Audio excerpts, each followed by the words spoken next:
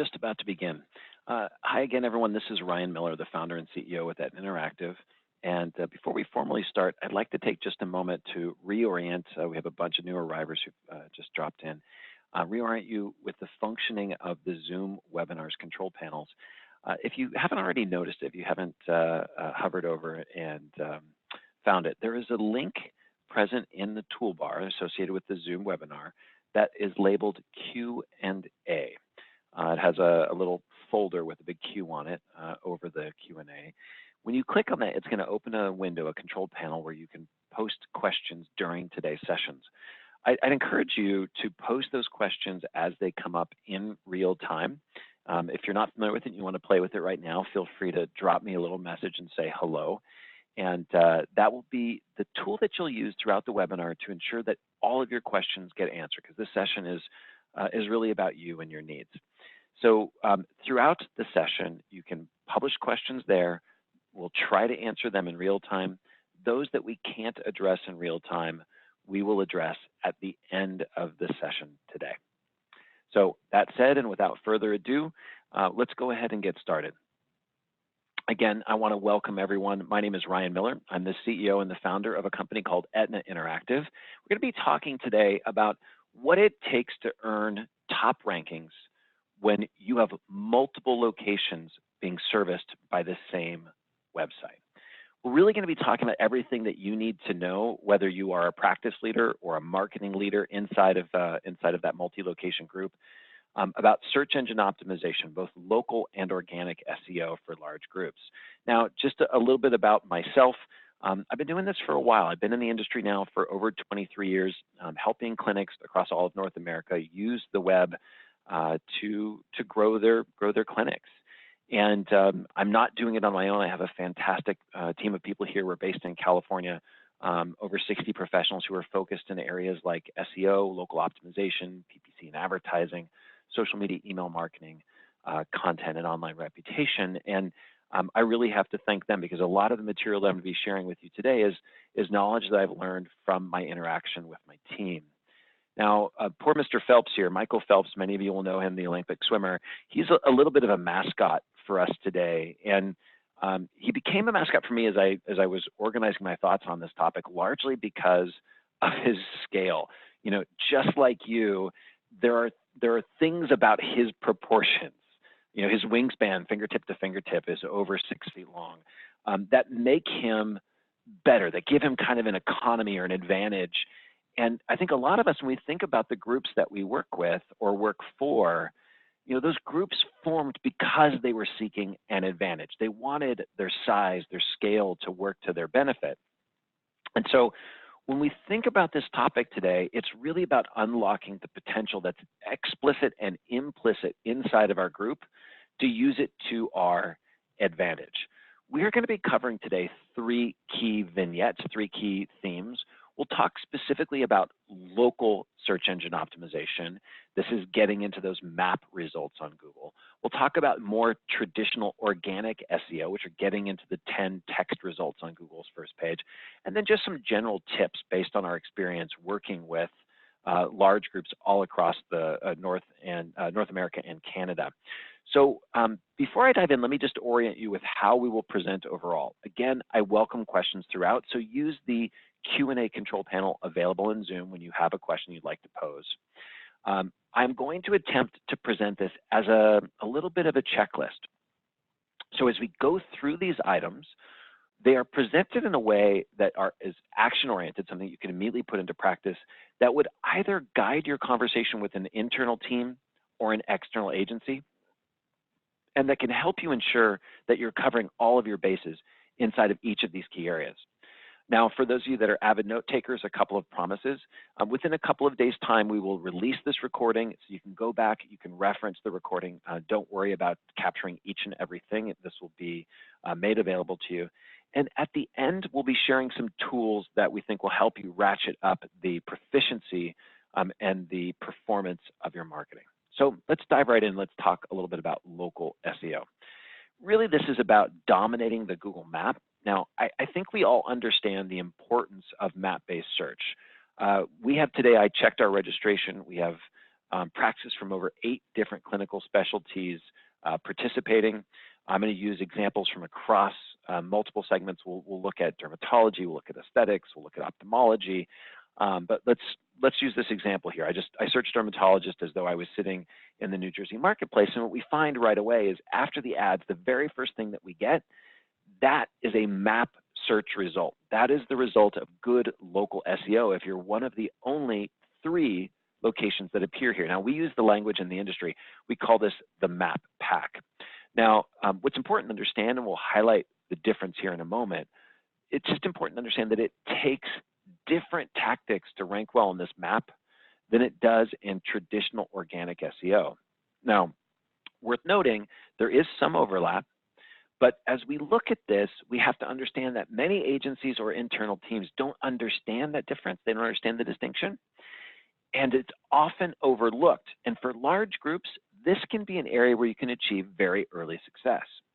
Now, the importance of local search is understood even better when we pull out our mobile phones, right? When we perform in this particular case, I was sitting in my office, I threw in the keyword LASIK, and what we see right away is there's an ad at the top, and then after that, the map results dominated the whole first screen view on my phone. Right here, I can't even see those traditional 10 text-based organic search engine results. So it helps to underscore why this is so important, that this is a focus of our marketing team. So when we talk about local search engine ranking factors, there's an organization in our industry, in the search marketing industry, called Moz. They're a thought leader. They run extensive research, and they publish a report each year that looks at ranking factors in the 2 key areas that we'll be talking about today. Those things that govern or guide how high and which business listings show up in the map pack. Now, you'll notice next to each item that's listed, there's a percentage here. That's the relative importance or weight that the industry gives to this factor, because Google's a little cagey. They don't tell us their secret sauce for exactly what it takes to get there. So this is derived from the opinions and the experience of those in the industry, like Etna Interactive, that are doing this work. So what we notice right away, and we're going to talk today about the first 5, because collectively they account for more than 80% of what it takes to be one of the 3 businesses listed in the map. Those are Google My Business signals, link signals, review signals, on-page signals, and citations. And we're going to describe those things to you here in just a moment. So let's talk about the first of those 5 things, which are the Google My Business signals. Many of you will understand implicitly already that Google My Business, that is Google's business listing system. This is the place where we get to explicitly create listings for every one of your locations and manage detailed information about them. Now, from a checklist standpoint, hopefully all of you by now, for each one of your locations, have claimed and populated each of those Google My Business listings for all of your locations and your MD providers. It's worth noting, Google does permit, they actually have a category for nurse providers, and so in some cases, you might choose to list non-MD providers as well. Interestingly, so we do a lot of work with large groups that have grown through acquisition. Now, if you are one of those groups, you may be in a situation where you don't have easy access to those older Google My Business listings from the acquired practices. I'm telling you in this bullet point, it is absolutely critical that you gain that access. It can be difficult. Ideally, you have an agency partner who's managing this for you, but it's essential that you get that under control as one of the very first steps, and that you normalize and correct that business listing. Because we want to get rid of any duplications or incorrect listings that are out there. And the main reason why is that trust is a huge factor in how Google determines which 3 businesses, only 3 businesses are going to show up below the map. And they need to trust that they know that they have the right information about you and your business.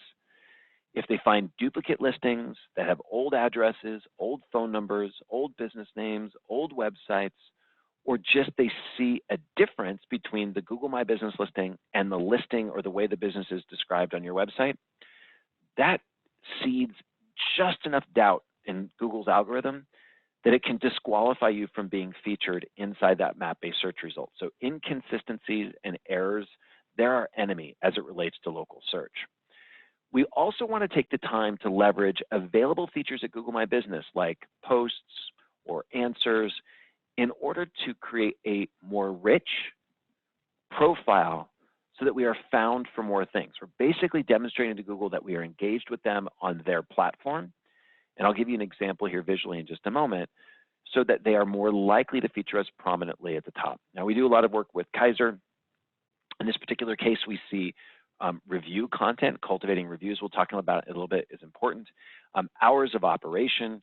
We see answers to common questions. There are 5 questions and answers that are posted there as well, right? And so we control that much of that content. We can encourage or guide the creation of that content, and that ultimately is going to allow that profile to perform better over time.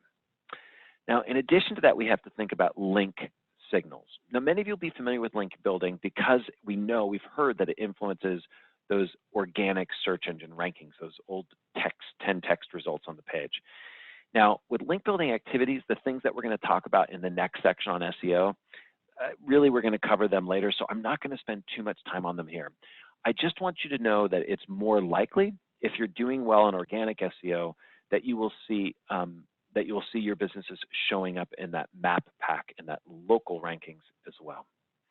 Now, third in line in terms of the important factors that influence whether or not your locations are going to show up in the map is review signals. Now, it's important to note that with review signals, obviously we're all concerned about things like HIPAA and fairness, but what we encourage is that you cultivate and respond directly to native Google reviews for each location and provider. Now, for those of you that are worried about how to respond in a manner that is safe or compliant under HIPAA, feel free to email us and let us know. We have a separate webinar that goes into detail on best practice for responding to reviews while respecting HIPAA.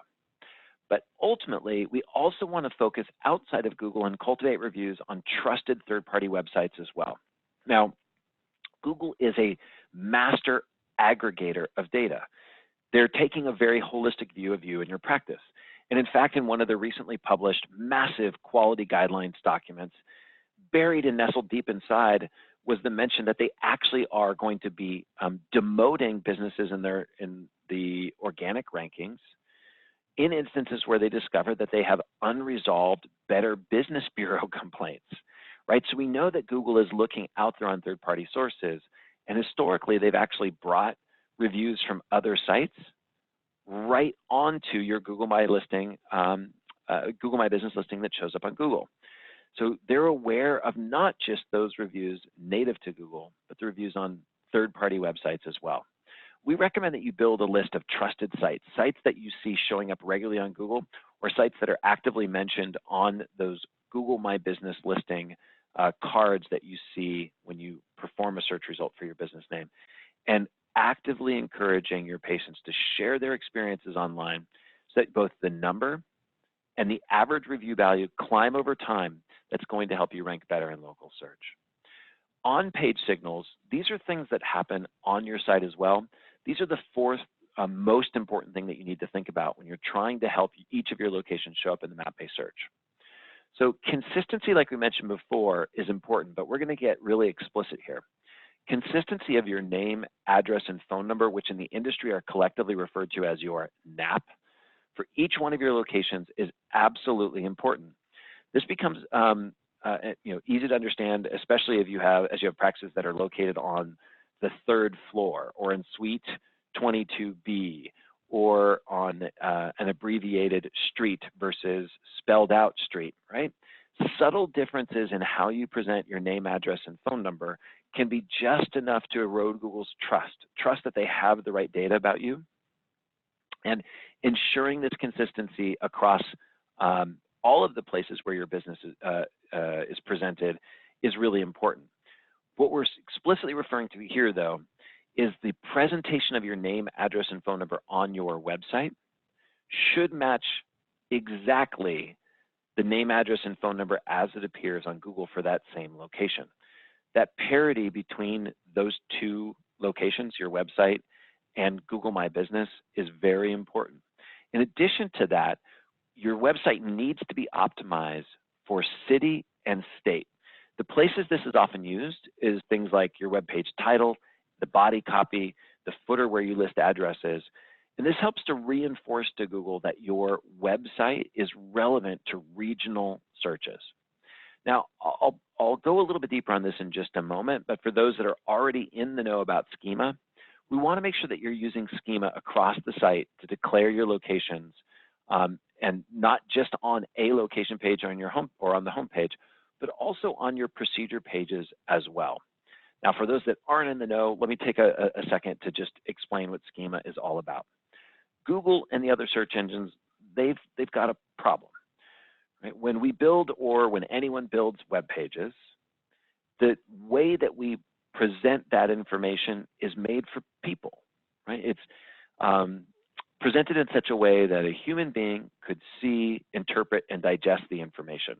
That often means that important elements are disconnected from each other. So for example, on a procedure page, you might talk about scoliosis surgery at the top of the page, but not list your physical addresses on that page. They might appear over on the Contact Us page of your website.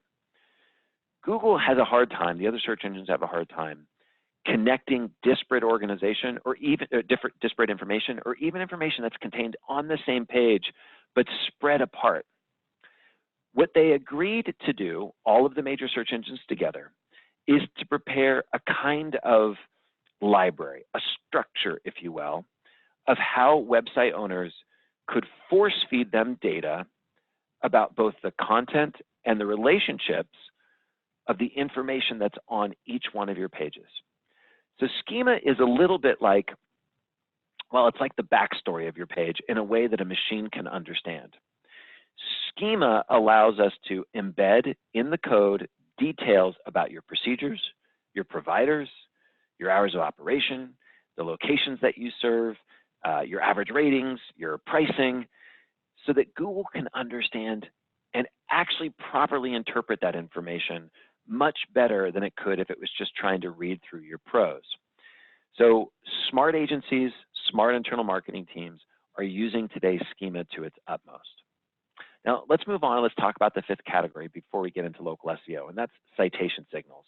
Now, this is confusing for a lot of folks, so let's take and begin with the definition. A local citation, really, it's just any mention online of the name, address, and phone number of a local business. Now, how does this differ from a link? Commonly, we see that there are civic organizations, maybe it's a visitors bureau or a chamber of commerce or a medical society to which one of your doctors belongs, where for whatever reason, sometimes it's a policy, they don't offer links. Sometimes it's because they want money. You can get a link, but you have to pay an annual subscription for it. But for whatever reason, you have a listing of your business, but you're not allowed, or you don't presently have a link. Well, those are called citations. Citations may also, in some cases, be absent one of these data points. So for example, when you are mentioned in an article by the popular press, so if you appear, let's say, your doctor is quoted in the major media, you have the name and often a reference to the business name on there, but you may not have an address or phone. That can be a citation as well. So in those instances, Google is noting the number and the distribution and the frequency of appearance of citations, mentions of your business around the web. When you are absolutely consistent in how you are referred to by name, address, and phone, an inconsistent reference would be if you're allowing people to accidentally refer to the brand name of your business 2 or 3 different ways. That consistency allows Google's robots, their algorithms, to detect that your business or your doctors are being mentioned over and over again around the web. That consistent mention, well, that ultimately helps them to understand that you're popular, that you're trusted, and probably deserving of higher rankings. Cultivating both industry and local citations is a common activity of local search engine optimization, and it's something that your agency or team should be engaged in as kind of the final step in driving up your appearance inside that map-based search. Leveraging data distributors, these are third-party services that you basically can pay a fee to broadcast the information about your business far and wide. Getting it listed on many sites is helpful, but it's ultimately not the end product. We have to monitor this in the same way that we might monitor a credit report because of something called local drift. Now, especially for those of you that are in large consolidated groups that didn't grow up organically together. You might be a physician-owned practice that is grown through acquisition, or a private equity group that's building practices through mergers. Whatever it is, if you've either had a practice move or you've recently renamed or consolidated practices, I can guarantee you that you have erroneous or outdated local information out there. As you try to clean it up, it will often reappear because the internet has a long memory. Drift is the reappearance of old data, outdated data, erroneous data that you wish wasn't pulling you off course. So policing your local profiles and correcting drift as it appears is very important. Now, let's pause there for a second. I want to remind you of a couple things. Number one, this is being recorded. So for those of you that want to go back and run through those action steps, you'll be able to receive in just a couple of days the copy of the video, replay, and pause anywhere that you want to capture the notes. We'll also share with you a copy of the presentation deck. Now, in addition to that, if you have questions in real time, please click the Q&A button. You can type those questions in, and we'll be happy to answer them as we go through today's presentation or at the very conclusion. Now, I mentioned that Michael Phelps was a little bit of a mascot for this particular presentation, and he had a quote that related to really these kinds of things. Like, I just gave you a large list of things you're going to have to do to get into the map-based search results or the map pack. And when he was talking about his own training for gold, he said this: if you want to be the best, you have to do things that other people aren't willing to do. And what we found with local in particular, this local SEO, is that it is so often overlooked by competitors that just the very nature of stepping and committing yourself to undertaking these tasks can be enough to get you prominent local pack rankings and massive amounts of traffic. For many of our clients where we engage first in local SEO, what we find is that by the end of a 12-month period, there is as much or more click-throughs, traffic coming off of Google from their local or map-based search results as their organic search results. It's not an inconsequential part of your search marketing. So let's pivot here and let's talk about traditional search engine optimization, getting into those 10 text-based search results on Google's first page. Now, just like before, Moz does a research report every year, and they release their estimation based on industry feedback of the most important factors to get those 10 search results. Some of them are going to look familiar. We see link signals and on-page signals showing up again, but this time they're in the #1 and #2 spot. Google My Business Signals, however, has been demoted. It's down in that #4 spot. Let's dive in and talk about it from this different angle. So when we talk about link signals, I promised you that we would go into more detail here. Ultimately, we want to cultivate links to both your procedure and your location pages from relevant websites. It's not just to your homepage. Links of this nature are called deep links because they're pointing deeper into your website, and they help Google to understand which of your pages are most helpful and appreciated by others around the web. Those signals of trust and authority help those pages rank better. Just like as we were talking a moment ago about monitoring for local drift, we also need to monitor your backlink profile and work to remove low quality links while we're actively cultivating higher quality relevant links to the site.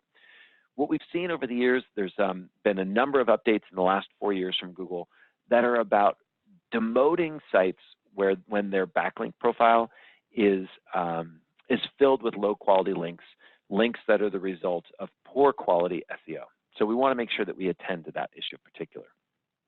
But I want to spend some time in particular with on-page signals as they relate to SEO, because those on-page signals, well, they go beyond the consistent name, address, and phone number that we talked about in the local arena. First and foremost, and this is one that we often see overlooked in large group practices, you really do need to commit yourself to creating dedicated pages for each of your locations. That location homepage, if you will, in and of itself could serve to be like a mini website for the location. And for each of these, I'll show you some examples in just a moment. Now, it needs to offer location-specific content. Really where we're going with this is we want to try to create the richest possible presentation within my larger website about that single location. Things that you could include might be images of the outside and the inside of the office, specific hours of operation, helping people get to and park at that location, details about who among your larger staff cohort could actually be seen if they went to that office. the service is available there. I know many of you, because of the limited availability of certain devices or technology, not all of your services are accessible at all of your locations. And things like testimonials, news, or facts, right? What questions do people ask about one location that the answers might differ from another? In addition to that, take the time to embed a Google map. This can be a positive signal back to Google, reinforcing exactly where that location is. And be sure that you're using keyword-rich URLs like location, city, state in the actual URL, and location keyword-rich titles and headings on your pages, right? We want to give the clearest possible signal to Google about where that location is and who is an appropriate targeted patient. We also then need to feature our locations across your site. I'm going to give you a visual example in a moment, but it's not enough to just stuff your locations into your footer in many cases. The main reason why is that Google engages in what's called a block level page analysis. Google knows that the header of your site is different from the body, which is different from the footer.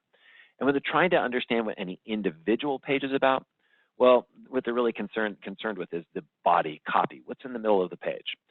And of course, we're going to come back here because it is such an important point. We need to maintain that consistent name, address, and phone number.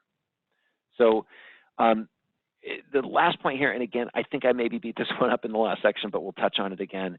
Using schema to declare location details all across the site is a very important thing.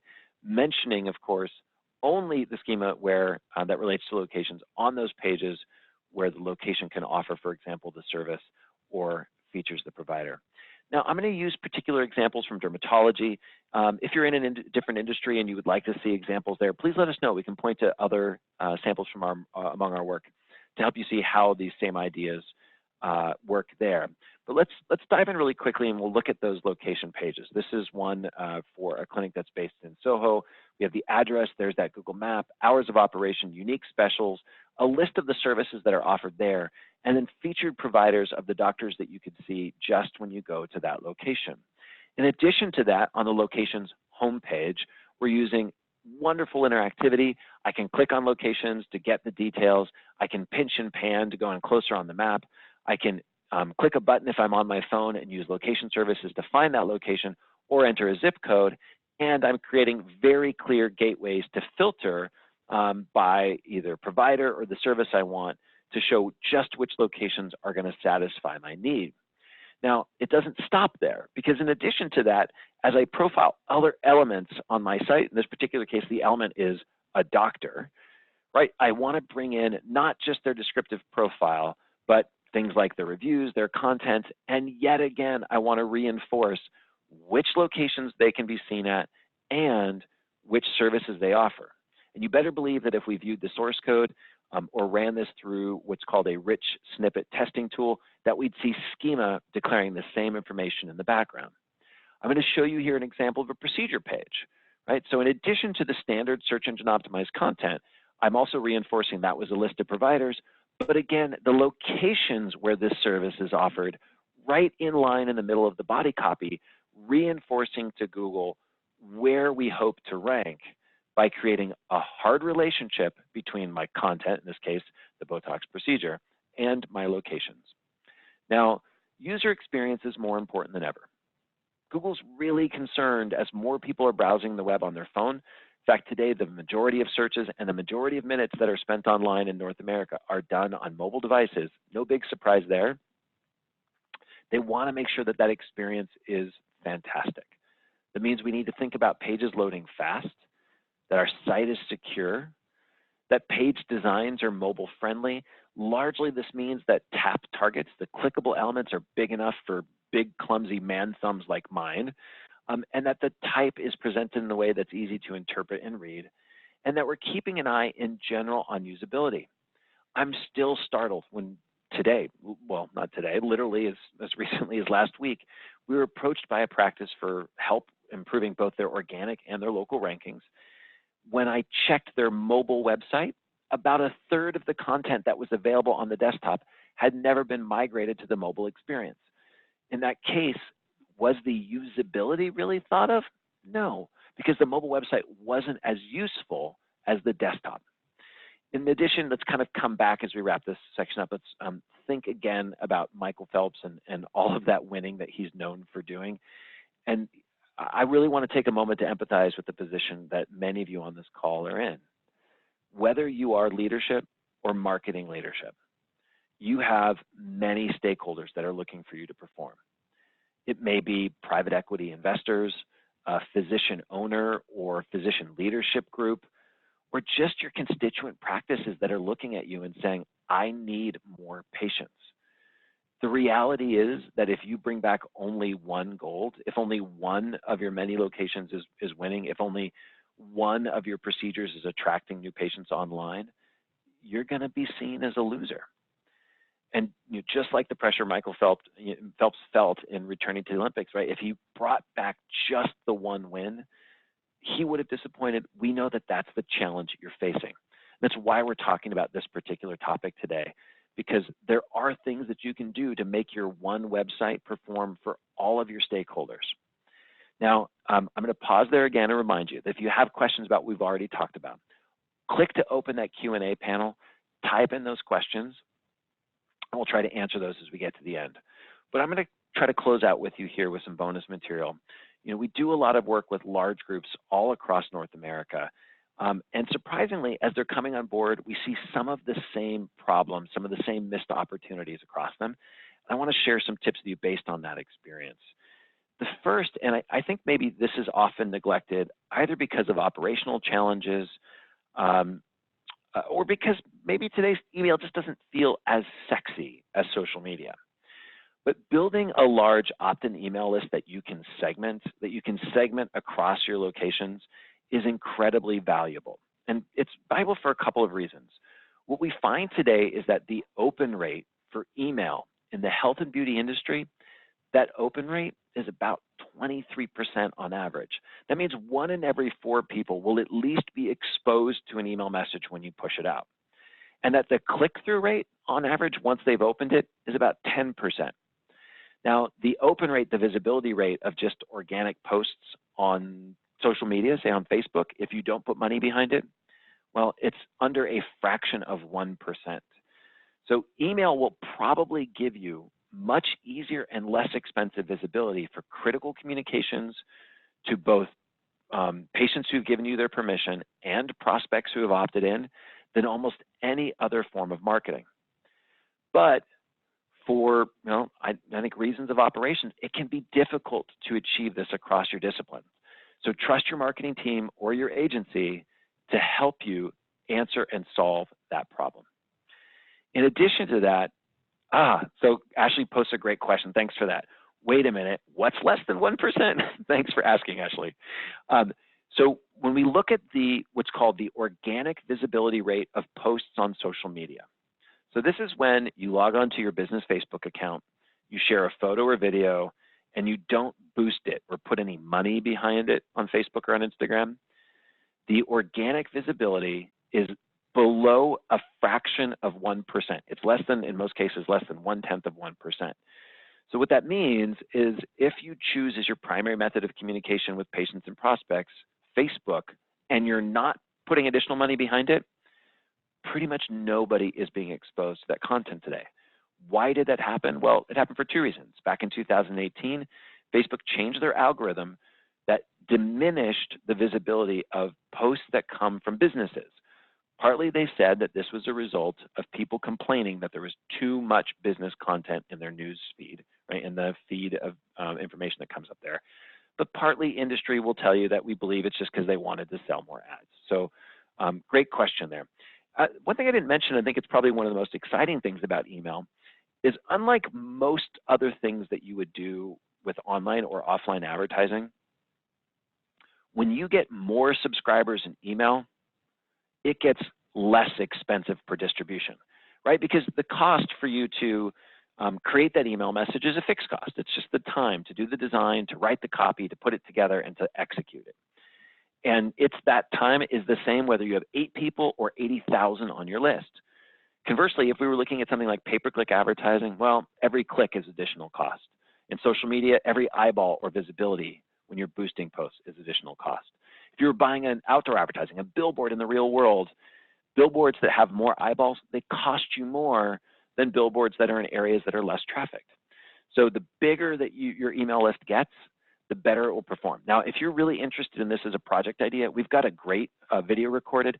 Feel free to write us back in an email and you can watch that with all kinds of advice on how to grow your list faster. Now, in addition to that, there are ways that you can use your scale to your advantage. One of them is to engage your providers to produce original blog posts. Now, a blog post really, it's not magic. It just adds a page to your website. Every new page represents a new chance to earn a search engine ranking. It'll have different keywords, a different focus than your other pages, just kind of out of necessity. And in that way, it's creating new opportunities to attract traffic.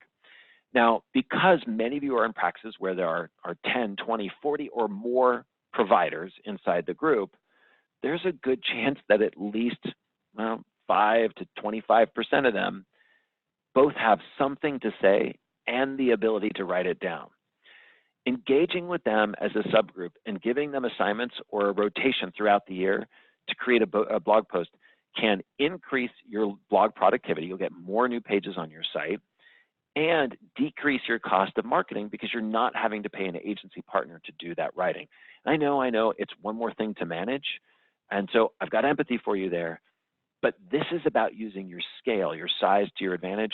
And when you have that many providers who care and have the ability to craft original and engaging content, you have something that you can use that a smaller practice doesn't. Now, this is just in reaction to something we've seen fairly recently that over the years, many clinics, especially large groups, have received a variety of different advice about how to handle social media when you're a part of a group. It also becomes an issue if you're a group that's formed through merger or acquisition and you've inherited practices that had large or successful independent social media profiles. Now, our recommendation here is if you are today on a scattered social media footprint, endeavor to consolidate. Both Facebook, Instagram, and other platforms give you the ability to create a single business profile and actually have individual locations listed underneath it. But posting as a unified brand allows you to simplify the amount of time that you're investing. It allows the reach of your content to go further, but it doesn't limit your ability. It does not limit your ability to run segmented ads in individual markets. You'll always have the ability to target based on geography. So there's not much of a downside to working to consolidate your social media activities under a single brand page. As we wrap things up, the final area where I want us to be thinking and focusing today, and then we'll move on to some Q&A, is really about your online reputation. In case it didn't come through in the local component, the very first vignette that we went through together today, online reputation is incredibly important to local rankings. Both the number and the nature of your online reviews are going to have a direct bearing on how often and where you show up inside that map pack, those top 3 map search results. It's also, we know from research, going to directly influence patients. Patients stay away from practices that have poor ratings and reviews online. Now, in a large group, it can be difficult to win the organizational support to really focus on reputation. For those that are interested in this topic, we have a lot of recorded material on this to help you become better educated and also to identify specific tactics that you can employ. But it's incumbent upon you, whether you're the practice leader or the marketing leader, to take this seriously today. Because what we find is that online reputation, not only is it an independent channel for online marketing, it's the kind of thing that can make everything perform a little bit better, right? When you're engaged in social media and you have a large following and positive ratings and reviews on Facebook, we've seen that ultimately that you have higher engagement and better lead generation on the platform. There's been independent studies that have shown that email marketing can perform better when you include star ratings and review content. We know that ultimately your ratings and reviews, that they ultimately influence how often you are clicked on and selected as a provider on sites like Yelp, Vitals, Health Grades, RateMDs, and in the aesthetic industry, sites like RealSelf, right? And so looking at this as a core component that reinforces all of your other online marketing investments is incredibly important. So let's kind of go back to our mascot one more time. Think again about how scale is meant to work to our advantage, and recognize that we've got a big challenge in front of us, but it's an exciting one. Right? As Michael Phelps said, goals, they really should never be easy. They've got to force us to work, to raise our game, get really good at our craft, even if it's uncomfortable at the time. And by taking the time to invest in these things, we stand the chance of helping our large group, a group that came together because they were seeking economies of scale and a success beyond, something more than they could find as an individual practice, to help them actually achieve it. So let me summarize things here and just prep you again. We're going to move into Q&A here in just a moment. If you've got a burning question, click to open that Q&A panel, and you can pass a question and we'll get that answered for you here. Number one, you need to make sure that you're engaging with either your team, whether if it's being executed internally, or your outside agency, and make sure that local SEO, local optimization, is a stated priority that's supported by distinct tactics. Now, that's important because when you hire somebody to do SEO, typically local SEO is not covered. You need to create those rich location profile pages and integrate them thoughtfully across your site, both with direct visual content embedded on each one of those procedure and provider pages, but also with the thoughtful use of schema. We need to take time to cultivate not just inbound links to our homepage, but deep links to our location profile pages and our procedure pages, so that we can build trust and authority in Google's eyes.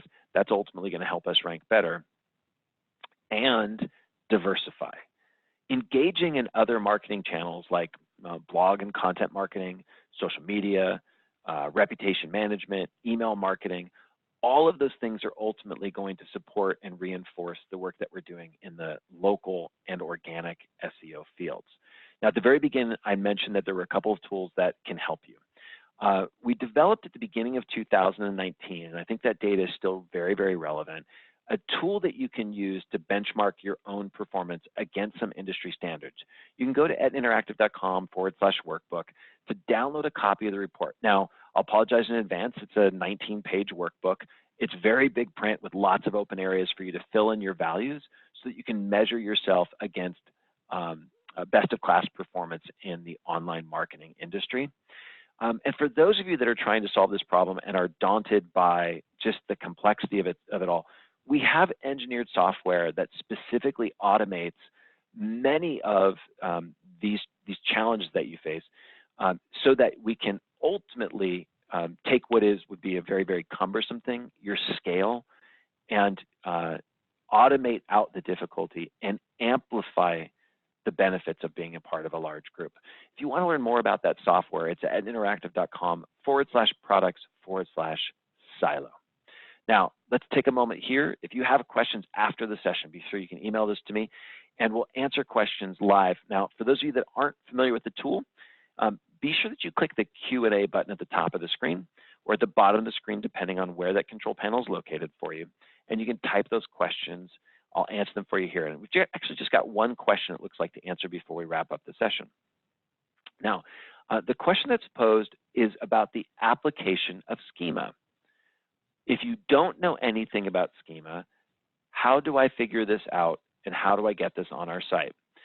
I wish this question was an easier one to answer, but thank you, Beth, for asking it. The way that schema is deployed does require development expertise. So this is something that someone who is familiar with the coding of websites will likely need to help you with. The way that you as either a business or a marketing leader can help to make this happen is to initiate the conversation with your team.